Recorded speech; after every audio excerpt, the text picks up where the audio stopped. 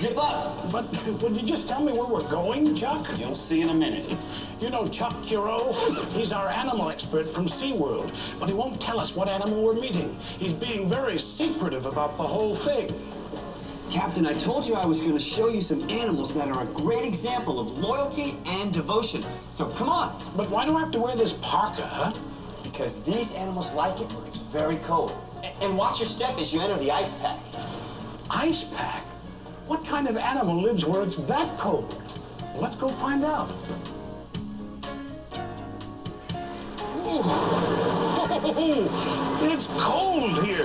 Look at all these penguins. Welcome to the South Pole, Captain. It's below freezing. It's 30 degrees in here. And I want to introduce to you some of my closest friends. I had no idea there were so many different kinds of penguins, Chuck. There's 17 different types of penguins. Here, let me point some of them out to you. That's a gentoo penguin. And over there, that's a chinstrap. And look at that one. The one with the beautiful feathers, that's a rockhopper. That big one over there, that's a king penguin. Do they always live in such large groups, Chuck? Penguins are social animals that live and nest in large groups called rookeries, which can be made up of hundreds of thousands of individual birds, but they're very loyal to their individual family groups. And what's that penguin doing with those rocks? He's building a nest. He'll make a big pile of rocks so that he and his mate will have a place to place the egg. Is it true that each pair, each mom and dad penguin, live together for all their lives? Yes, Captain, that is true. Mother and father penguins are very devoted to their kids also. They share the duties. If one of them has to go and find food, the other one takes over. So that way, the egg is always protected when it's incubating. Incubating means when a penguin is sitting on the egg to keep it warm while waiting for it to hatch, right? That's right, Captain. Oh, look, it's Alex. And he's got a rockhopper penguin. Hi, Chuck. Hi, Captain. Hello, Alex. Nice to meet you. Who's this? This is Skippy. He's a 10-year-old rockhopper penguin. Hello, Skippy. Captain, feel his feathers.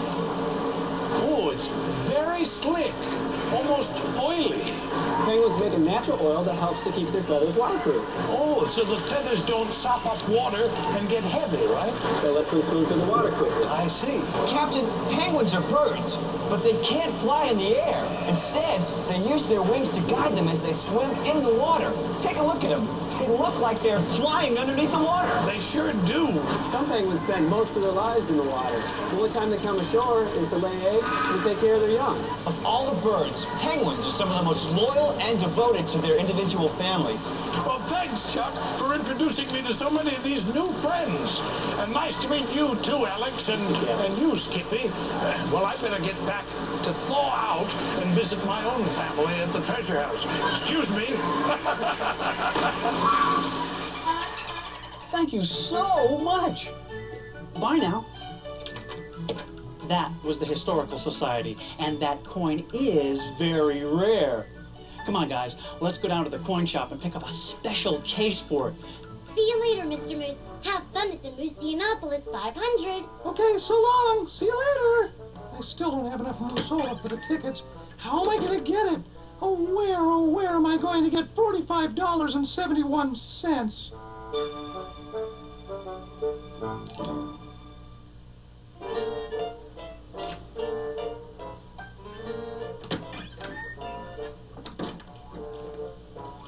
Here's the box for the coin, Bunny.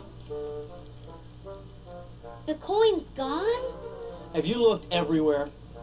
Everywhere? Then where could it be? Yes, I know, that's the exact spot where we left it, right in front of Mr. Moose. I wonder if he saw anything before he left. He still needed money for the races. You don't suppose he... Nah, I can't even say it. You mean, did Mr. Moose take the coin? Hey, everyone. Captain? Yes, Mr. Green Jeans? The coin is gone, and we think there might be a possibility that Mr. Moose took it. No, I'm sure it's just a coincidence. He's probably at the moose car races, and it must be here. Let's look. Bunny's looked everywhere. Where did he get the money to pay for the ticket, Captain? I don't know. Maybe he sold the coin. No, Mr. Moose is a true and trustworthy fellow. No, I'm not. Mr. Moose! I did take the coin, and I was going to sell it to get enough money for my ticket, but I couldn't. It just wasn't right because I would have been a Benedict Moose. I wouldn't be loyal to you.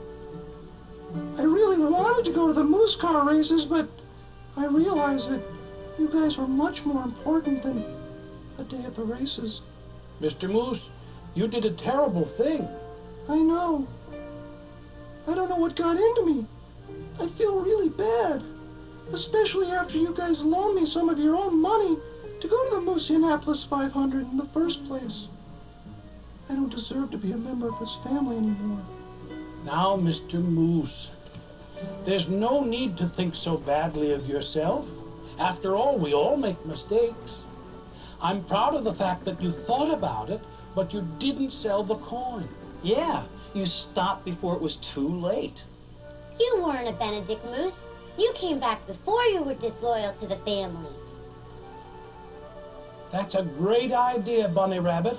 Maybe Grandfather Clock has some thoughts about this that he'd love to share with us. Grandfather? Wake up, Grandfather! He's still in dreamland. Will you help me to wake him? Good. When I count to 3, please say, "Wake up, Grandfather Clock." Ready? 1, 2, 3. Wake up, Grandfather Clock! Bubble, bubble, boil and rubble. I think it's toil and trouble, Grandfather. Oh, good morning, Captain. We've got trouble. Well, yes, you might say so. Mr. Moose took a coin, but then he returned it. And now he feels like Benedict Moose. Well, here's to finish my rhyme that might help the problem. Good friends are devoted, loyal, and true. You care about them, they care about you. Good friends are friends you must never forsake. Forgive them and love them, even when they make a Mistake. Oh, that's right, Captain. And when you're sorry about something you've done, the Treasure House family is often the first to forgive you. Now, if you'll forgive me, Captain, I must say good night. Good night, Grandfather. Mr. Moose, I think we have the perfect book in Storybook Corner that will express how we feel.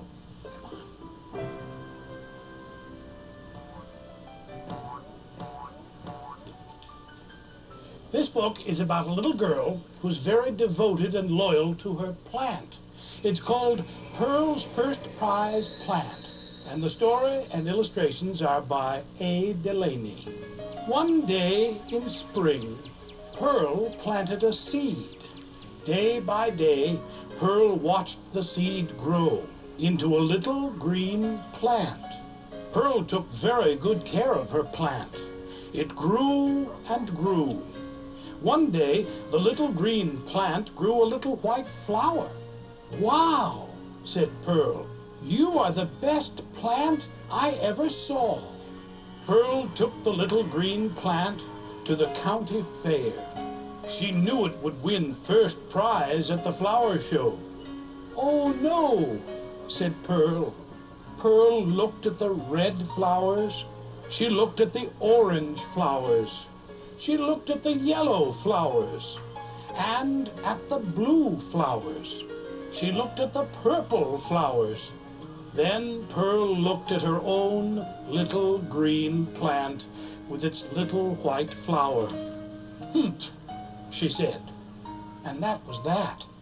Pearl took her plant home and planted it by an old tree.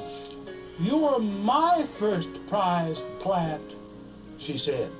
The rain rained, the sun shone, and Pearl and her first prize plant were as happy as could be. Oh, you know, Captain, I didn't get to go to the Moose 500 today, but I learned something much more important instead. To be loved and loyal and trusted by your family is more important than anything. That's a wonderful thought, Mr. Moose. Thank you, Captain. And now there's something else I'd like to share with you. What's that? Knock, knock. Mr. Moose. All right, who's there? Benedict? Benedict who? Benedict Moose, I would be if I did not drop ping pong balls on the...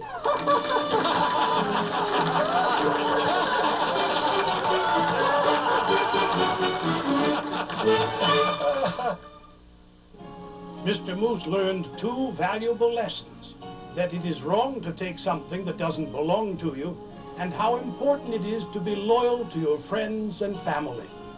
By the way, we decided to donate Lizzie's time capsule to the Historical Society Museum, so everyone can learn more about the loyal patriots who lived long ago. We've had such a busy day, but the fun's just beginning, so stay here at the Treasure House.